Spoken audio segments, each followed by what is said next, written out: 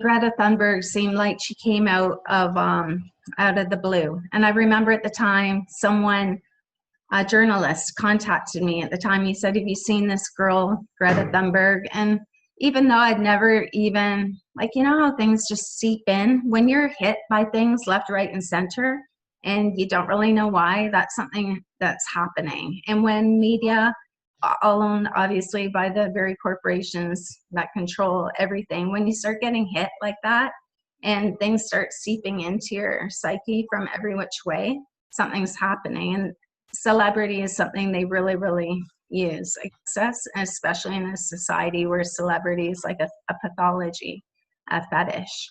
And so instantly you could see, so I had to go, I said, "I think I know who you mean." So I had to go and see who that was.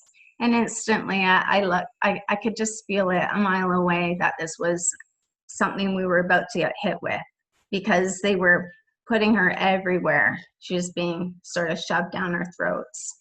And as soon as that happened, and this is way before most people would have even heard of her, I went and looked at her social media, created June 13th, right? Now we're in December. She's already becoming like an international star. And then the thing that really struck me, the Twitter account, I always go right to the bottom and see who was added first. And the whole Twitter account, I mean, we're talking about a 15-year-old girl. These are all the very, very key people behind like the corporate environmental movement that it took me, 10 years to know all these names, who they were. Like, I know them because I've worked in that for so long. And here's a 15-year-old girl, and her whole Twitter account of follows is like a Rolodex of the who's who of the whole climate movement. So right there, and there's no kids or anything. It's just all climate people and politicians, all the people working on the financialization of nature. So right away I knew, and it was created, like I said, June, nothing up until that point. So it took I started following that. I started writing about that. It became really, really interesting because all the work I'd built up to that I had done up to that point, sometimes even though I documented so much work over 10 years, it felt like maybe that was a waste of time. But what happened with Greta, all the work I'd done for all that time built into what was happening that year.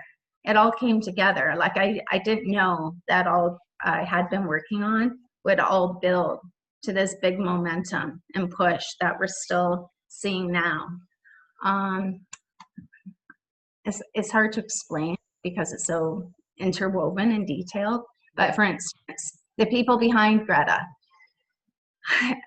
even it took me, I don't even think I have 2 volumes of work on Greta Thunberg, the people behind Greta Thunberg. There's not a lot about her as a person. I mean, I don't know her. All I know is the people behind her and how she's constructed.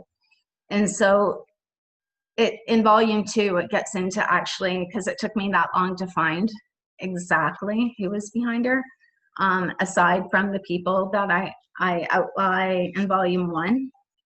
But a key person, so there's a tweet by Ingmar Rentzhog on the very first day that Greta goes viral.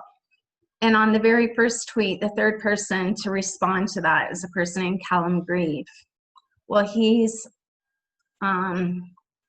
very, very important. He serves World Economic Forum. He created the climate group New York event that's every year since I think 2007, 2008. He created storytelling agency, marketing agency specializing in behavioral change, storytelling. He works for the climate group. He works for Christina Figueres, who's the former UN secretary, who is interwoven with We Mean Business. Anyway, here's basically We Mean Business represents 6 huge smaller corporations, not corporations, like collectives. The Prince of Wales Group, which is now called the Corporate Leaders Group of Europe, Climate Group, there's 6 of them. And so even We Mean Business represents about $25 trillion and they represent the biggest corporations on the planet. So this is who's behind Greta. And then on that same thread, you've got people like heads of finance. I mean, one tweet goes across the world, and then you have these very, very key people at the top of the hierarchy of corporate interests, all right there on this tweet. I mean, it's ridiculous. And then tagged as Greenpeace, United Nations.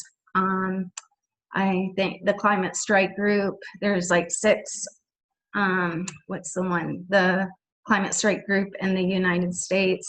I mean, there's your key people right there. And so anyway, that was like really a lucky find.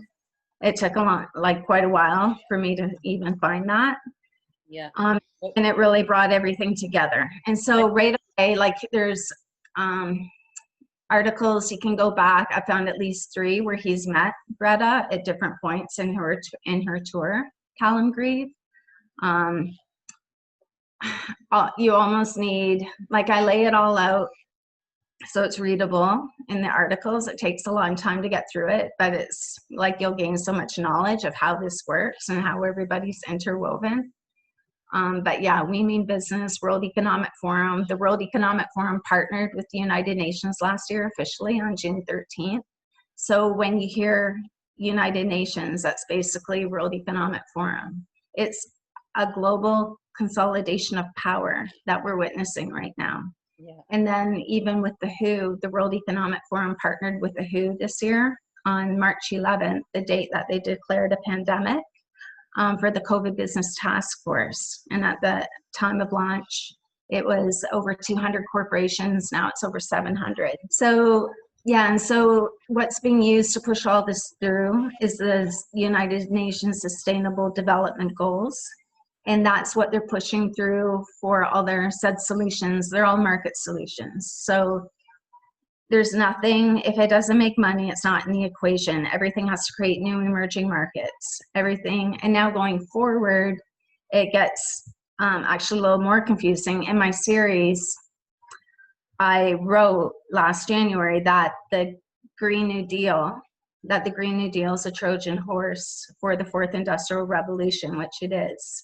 Like if you look at the EU Green New Deal, it's all about digitalization, increased militarism, right? Fourth Industrial Revolution. She's right on stage with Klaus Schwab, the founder of World Economic Forum. So it's not about this. None of this is about environment. None of this is about protection of biodiversity. This is all a transition to a whole new global economic system. And not just that, it's a transition to a whole industrial way of living where we're merging with technology. So it's the opposite of being like, all of this, so much of this is because we've lost our connection with nature, right? We continue to lose our very, very important critical connection to nature. And going forward, there's basically no nature at all. It's you and digital and technology, and that's it, right? And it's all tied into blockchain. And so what happens, all your behavior is linked through the blockchain to your benefits. And so the blockchain, there's no human oversight. It's all contracts tied into the blockchain, which, by the way, China just launched their blockchain on April 25th, which is a huge security threat to the US dollar. So even nature itself will be monetized and tied into the blockchain. So the blockchain is basically the ledger. The contract is over here. So for instance, do you know what Universal Basic Income is? UBI? Yeah. Okay, so that's being framed. That's like a neoliberal thing they've been devising it for years for this time when they start to automate all the jobs. It's basically an exchange trying to keep the working class, even middle class, from revolting, from resisting. They will give $1,000 a month. It'll be a new universal payment. And they're hoping that that will be enough just to give people barely enough to live, to keep them from resisting the new, how everything's going to be automated. So say so you have your contract, and say you'll have your payment over here. But say when you agreed to get your payment, it came with different conditions that you have to meet over here. So blockchain in the middle, your behavior on one side, and your benefits on the other side. Everything to get your benefit has to be fulfilled through the contract and the blockchain by your behavior. So say you go to get your benefit, but within the contract, you were supposed to get the vaccine, the COVID vaccine, and you haven't got it. Well, guess what? No benefit, no, right? So you won't be forced, like in the Orwellian sense, was like maybe the military won't stand and force you, but you'll be forced because you have to feed your children. Yeah. You'll be forced because you need health care, right? So it's that kind of compliance. Like even when the Greta book came out, I never had attacks that anything in the research wasn't correct. It was just anger, you know, and that might be something that you understand even better than me. Just people were mad.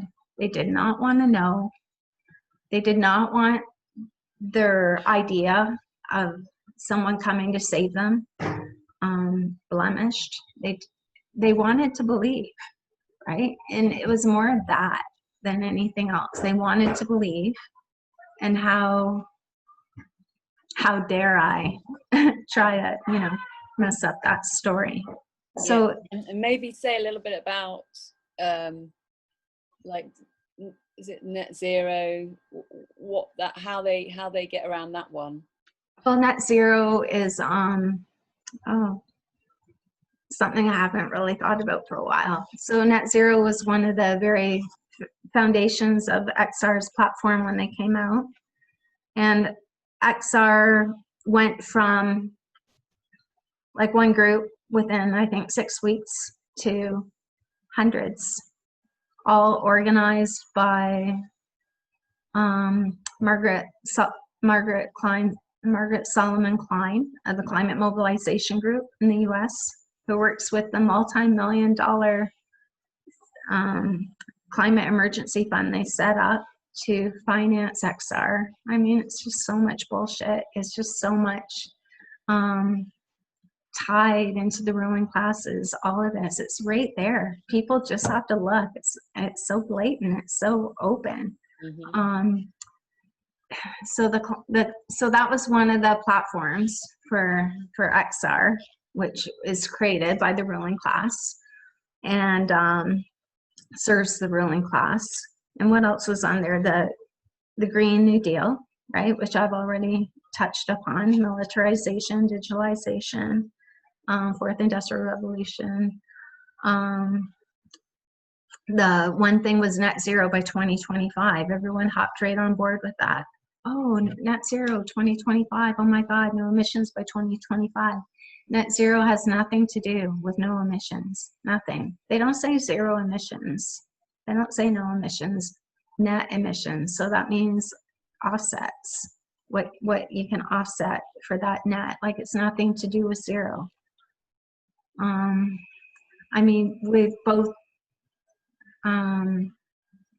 I'm sure I've written about that, and that's everywhere. That's not hard to find. You can just write in definition for net zero, and right away you'll find that has nothing to do with zero emissions. So it's all, again, markets, emerging markets, carbon offsets, everything measured, everything monetized, turning data.